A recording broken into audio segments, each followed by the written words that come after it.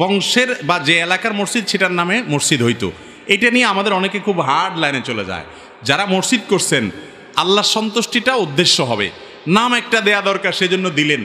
আপনার বাড়ির সামনে মসজিদ, এই জন্য চৌধুরী বাড়ি মসজিদ, ভূঁইয়া বাড়ি মসজিদ, এরকম যদি নাম দেওয়া হয়, আর যারা নির্মাণ করেছেন তাদের যদি বাড়ির নাম জাহির করা উদ্দেশ্য না হয় এবং এটা দিয়ে বাকাওয়াতি বাহাদুরি দেখানোর উদ্দেশ্য না হয়, তাহলে জায়েজ আছে। আজকাল মসজিদ বানানোটা বাংলাদেশে অনেক এলাকাতে অনেক মসজিদ বানানোটা এটা একটা বাকাওয়াতির বিষয় হয়ে গেছে। বাকাওয়াতি জাহিরের জন্য হয়। একটা মসজিদ পাশেই আছে, দরকার নাই, তারপরও আরেকটা করবে কেন? অমুকের ছেলে তার বাড়ির সামনে মসজিদ করছে, তাছাড়া আরেকজনের মসজিদে নামাজ পড়বো, ওখানকার কমিটির কথা শুনতে হবে, আমরা একটু নেতাগিরি করবো, আরেকটা মসজিদ করছে।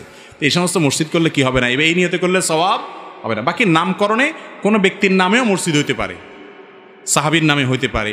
তবে যে ব্যক্তি নির্মাণ করছে সে যদি তার নামে মসজিদ দেয় এবং উদ্দেশ্য হয় যে সবাই জানুক আমি করছি, তাহলে সেক্ষেত্রে তো সওয়াব হবে না। তিনি তার বংশে কোনো একটা মুরব্বীর নামে দিলেন বা অন্য একজন ভালো মানুষের নামে দিলেন, তাতে কোনো অসুবিধা নাই।